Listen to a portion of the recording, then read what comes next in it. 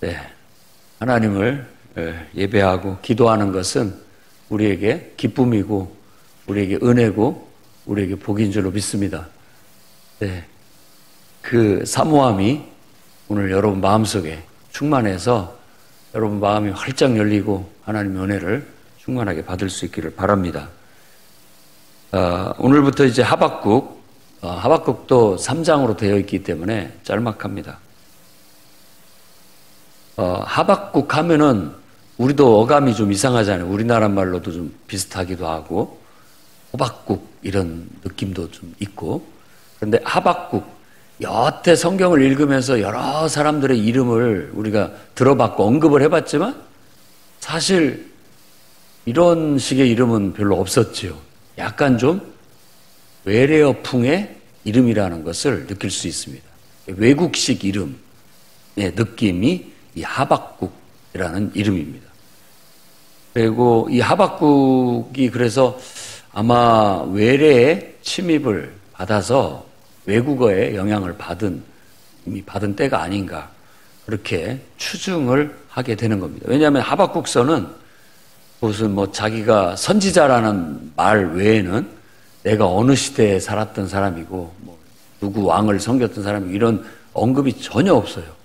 다만 오늘 읽은 말씀 중에서 6절에 보면 하나님께서 갈대아 사람을 일으켰다라고 하는데 이 갈대아는 그 유프라테스 티그리스 강 쪽에 있는 그 지역, 그 중앙 지역을 일컫는 말이기 때문에 그게 바벨론인지 페르시아인지 그게 어느 나라인지 모릅니다. 거기를 지배했던 나라들이 여럿이 있기 때문에 어느 시대인지를 정확히 알 수는 없지만 분명히 어떤 외국의 침입을 받아서 외국의 영향을 많이 받았다는 걸 알 수 있습니다.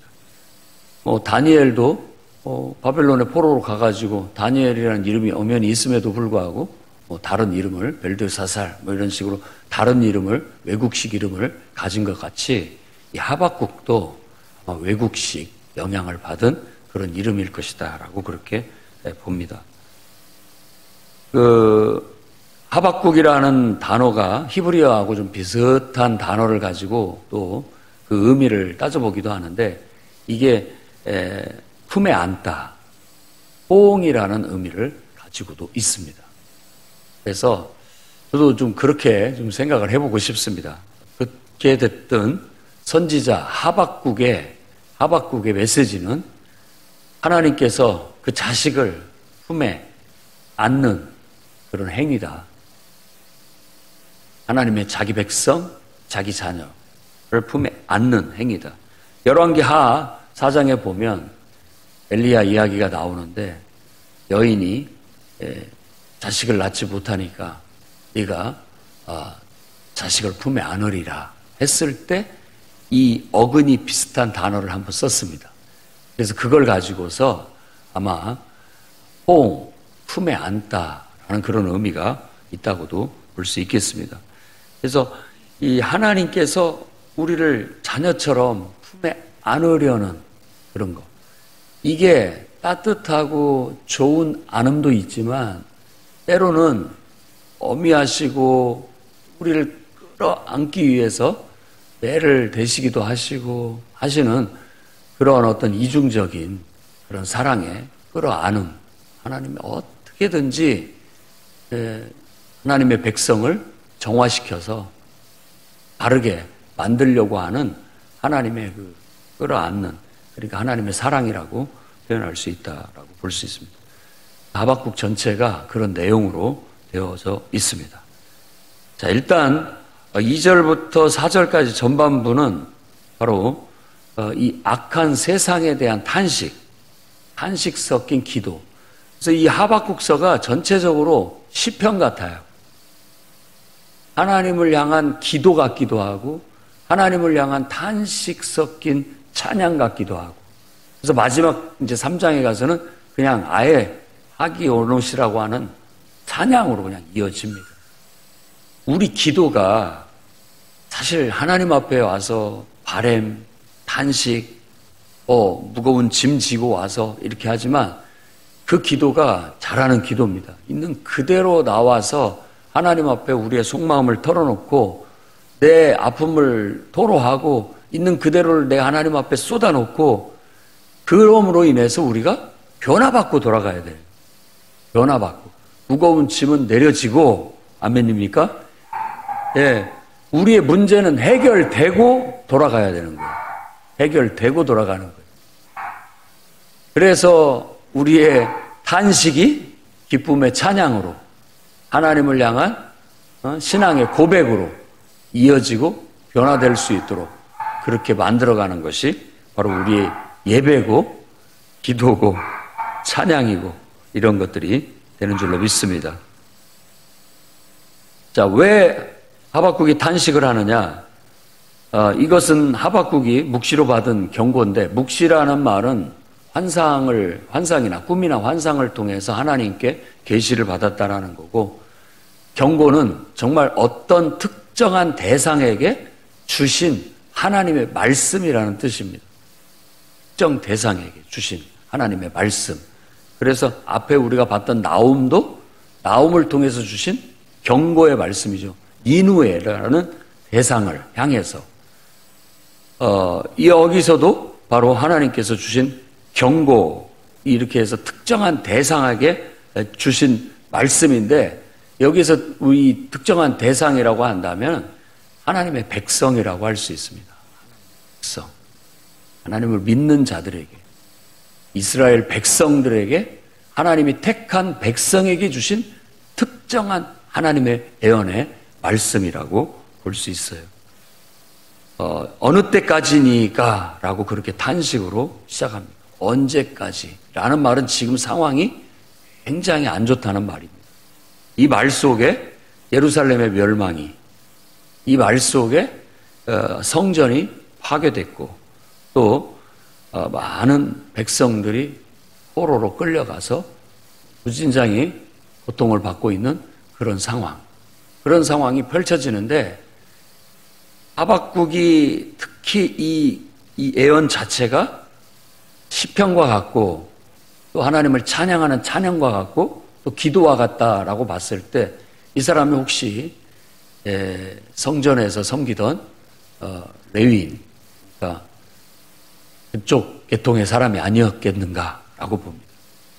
성경에서 우리가 다윗의 장막을 회복해야 된다라는 선지자의 이 얘기가 있는데, 정말 우리가 그 다윗의 장막의 예배를 회복해야 됩니다. 그 전까지 레위인들이 하는 일이라는 것은 천막을 뜯어가지고 그것을 각자 맡아가지고 짊어지고 이동하고 다시 천막 치고 이런 일들이 주된 일이었어요.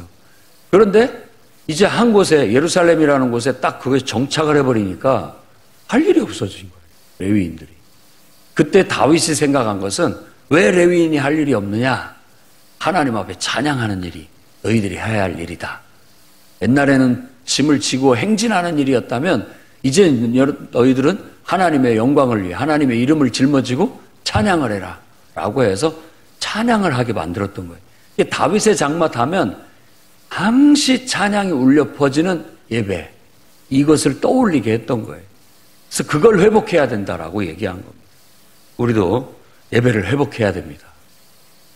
언제까지, 여기서 말하는 것처럼 언제까지 우리가 이 영적인 눌림 속에 살아야 되겠습니까? 아닙니다. 그냥 여러분들이 아침에 무거운 몸 일으켜서 억지로 새벽 예배 나오는 그것을 빨리 벗어 던져야 됩니다. 아멘? 벗어 던져야 돼요.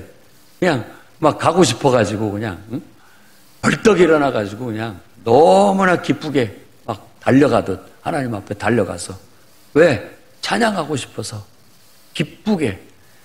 찬양이 시작하면 벌써 내 영혼이 막 기뻐서 흥분되고 내 몸이 들썩들썩이면서 하나님 앞에 찬양 드리는 그런 은혜가 있어야 되고 기쁨이 있어야 됩니다. 예배를 드리면 내가 완전히 몰입해서 드려져야 되는 거예요. 저도 어제 어떤 우리 백이신문도라고 하는 목회자 세미나가 항상 한 달에 한 번씩 있는데, 거기 가면은 계층이 있어요. 한 120명이 모인더라도 앞에 앉은 사람, 중간에 앉은 사람, 저 뒤에 앉은 사람.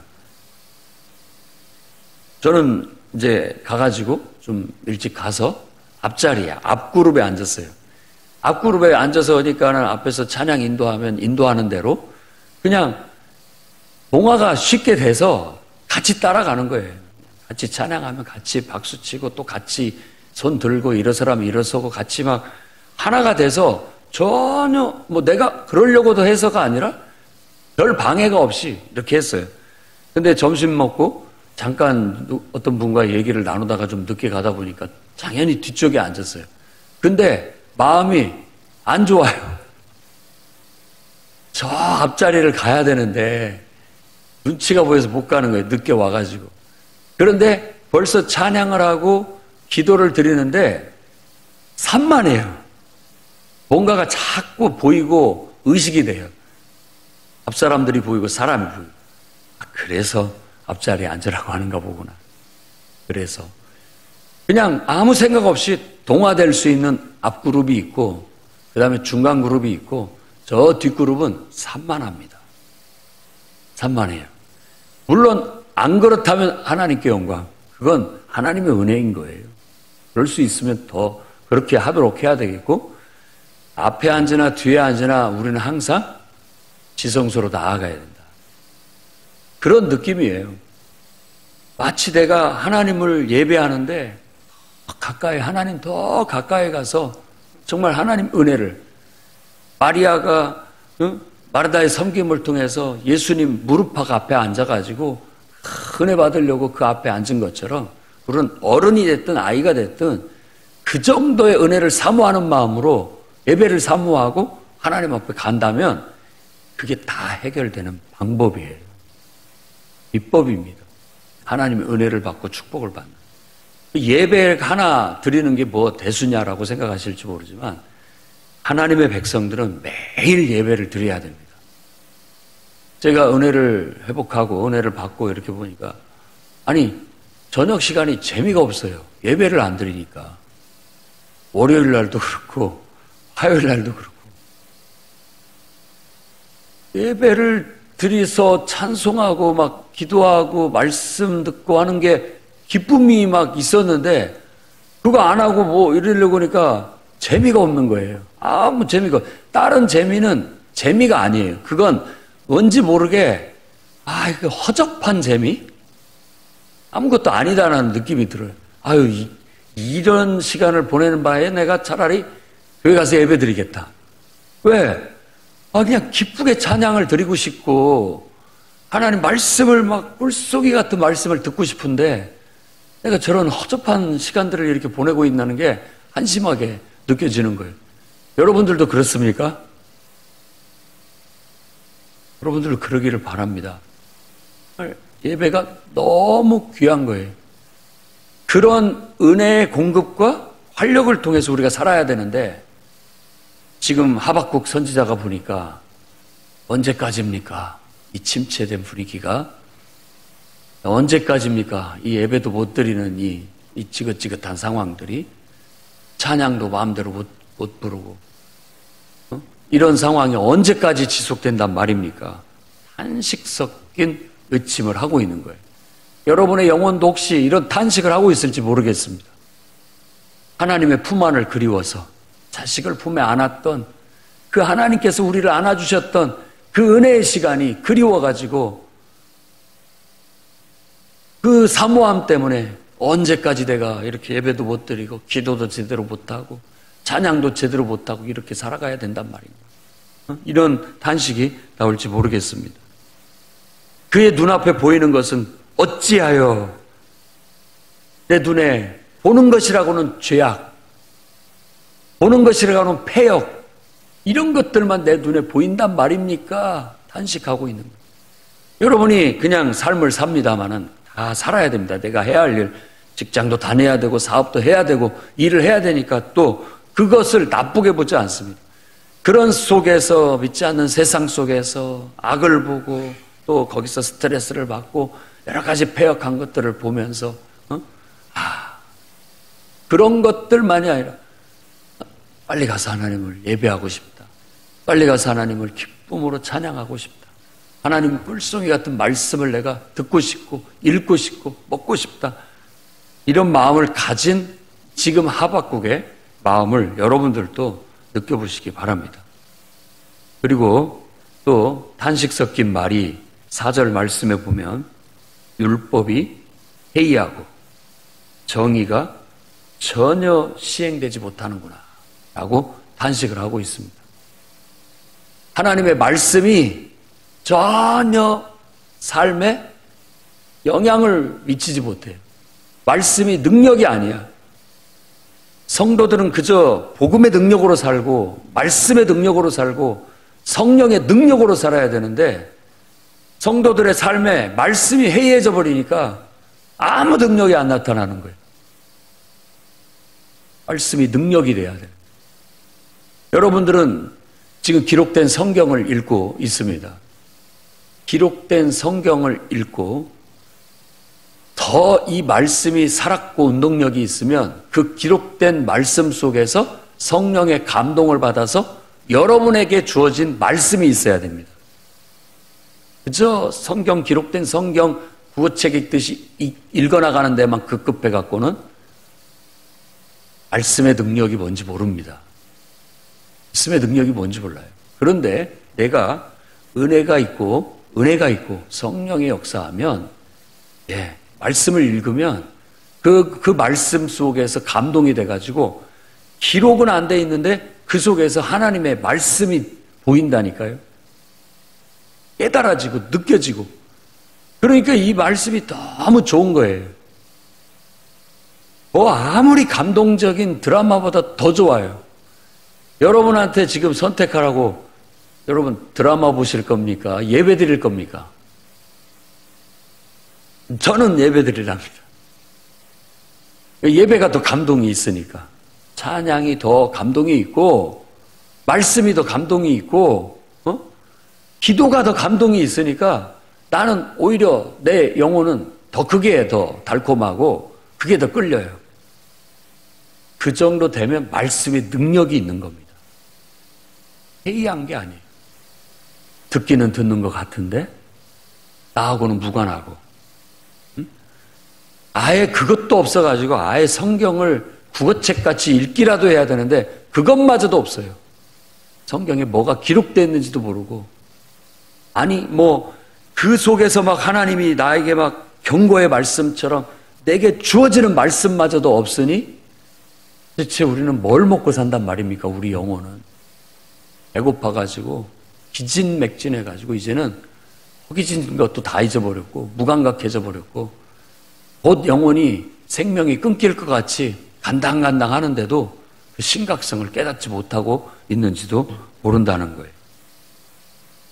어느 때까지입니까? 주님. 어느 때까지입니까?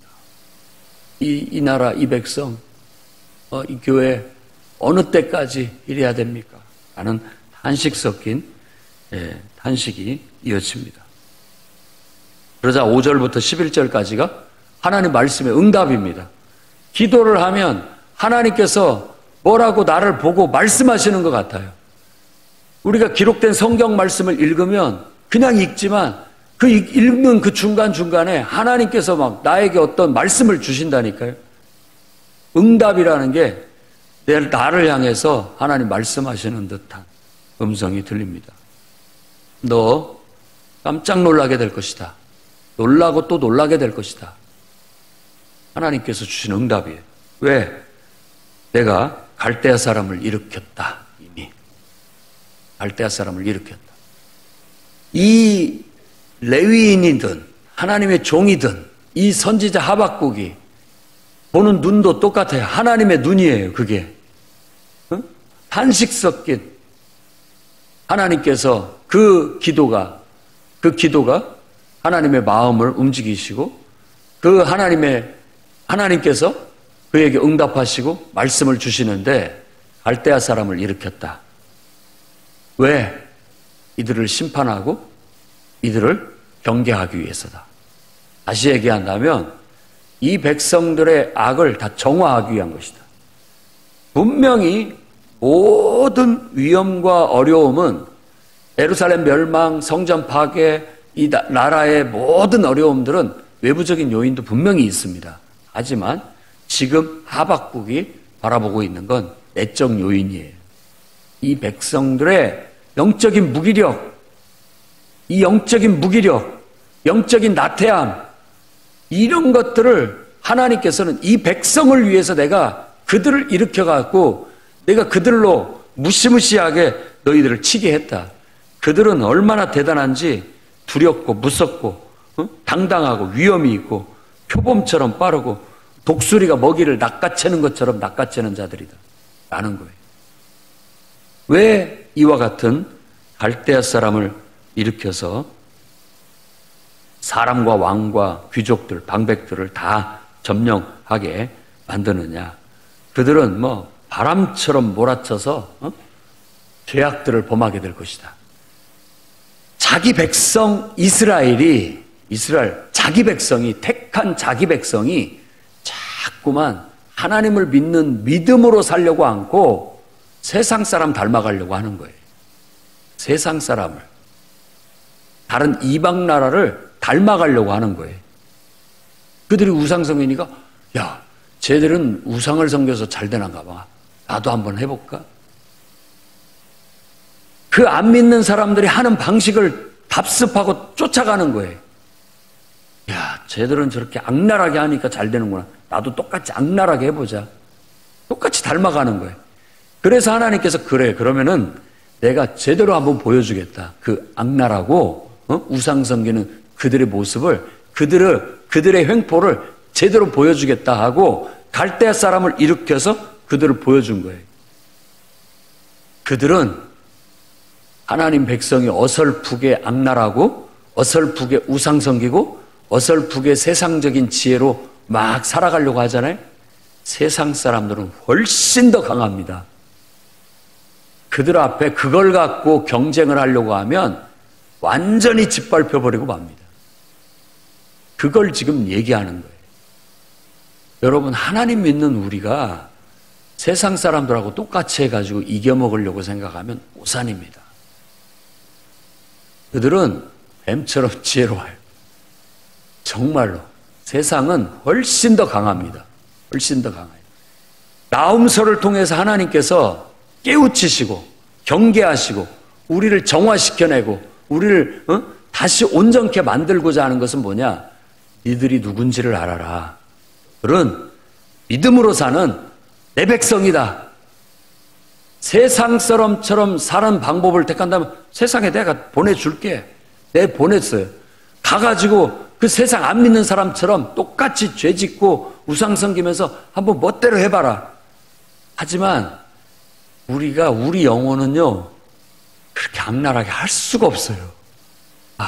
혀를 내둘를 정도의 세상은. 그들을 이겨먹을 수가 없어요. 그들은 표범처럼 빠르고, 이리처럼 사납고, 독수리가 먹이를 낚아채듯이 빠른데, 자다가 그냥 코베가는 세상인 거예요. 그런 세상 속에, 이런 방법으로 우리가 어떻게 그들 안에서 살 것인가? 하나님은 깨달아라. 우리가 살 길은 믿음밖에 없다. 우리의 강점은 하나님을 믿는 믿음이고 우리의 강점은 하나님을 철저히 믿고 하나님 말씀대로 살아가는 그것이 우리의 강점이에요. 우리가 세상을 이기는 방법은 바로 그런 믿음이고 우리가 세상을 이기는 방법은 하나님 말씀대로 살아가는 것인데 우리가 그걸 버려버리면 뭘로 경쟁을 한단 말입니까? 뭘로 세상을 이기고 뭘로 하나님의 영광을 드러내고 뭘로 하나님의 역사를 이루고 뭘로 세상을 변화시키면서 나아갈 수 있단 말입니까? 여러분, 우리는 믿음을 버리면 안 됩니다. 아멘입니까? 믿음 버리면 안 됩니다. 우리의 강점은 거기서 나오는 거예요. 우리가 기도를 버린다고요? 그리스도인이기를 포기한 거예요. 포기한 거예요. 그냥 무늬만 교회를 다닐 뿐이지 기도 안 하는데 어떻게 능력이 나타나서 어떻게 세상 속에 나가서 그 안 믿는 사람들 속에서 우리가 뭘로 이겨낼 겁니까? 뭘로 하나님의 영광을 나타내고 뭘로 하나님의 역사를 이루어낼 거냐는 말입니다. 우리는 예배하고 기도하고 하나님 말씀을 듣고 그 말씀대로 실천함으로써 우리 믿음의 사람으로서의 능력을 보여줘야 되는 거예요. 여러분, 안 믿는 세상 사람들이 자녀 교육을 시킬 때 어떻게 시키는 대로 다 쫓아가 보십시오. 할 수 있으면 하십시오. 가랭이가 찢어질 수도 있습니다. 우리는 조금 방법이 다릅니다. 우리는 예배하고 기도하면서 하는 사람입니다. 예배드리고 기도하고 하나님 말씀대로 순종하면서 공부시키는 사람들이에요. 그걸로 승부해야 됩니다.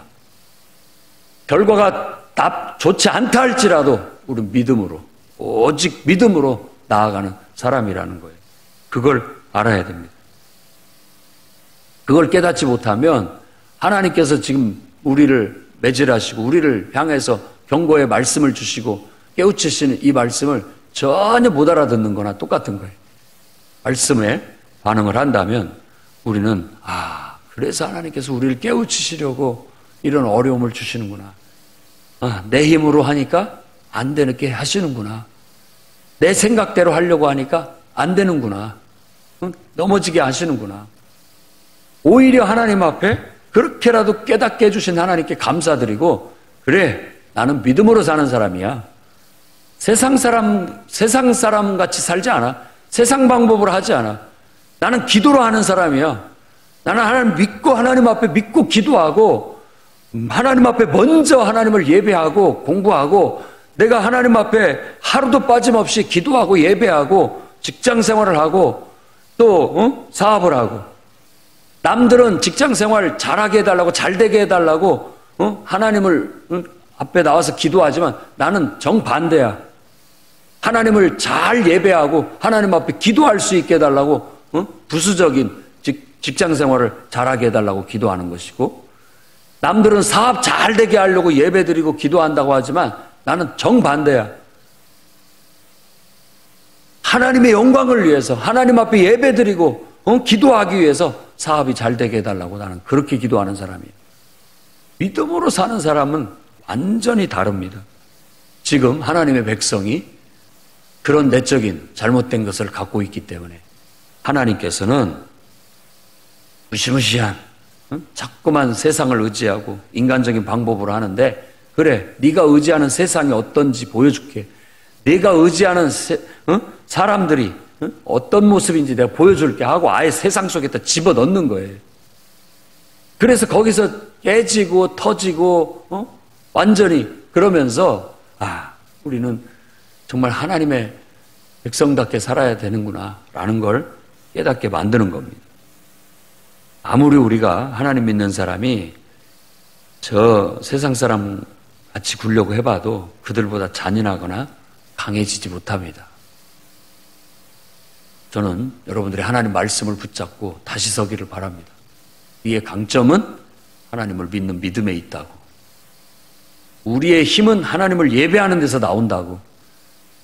우리의 능력은, 우리의 성공은 기도하는 데서부터 시작되는 거라고.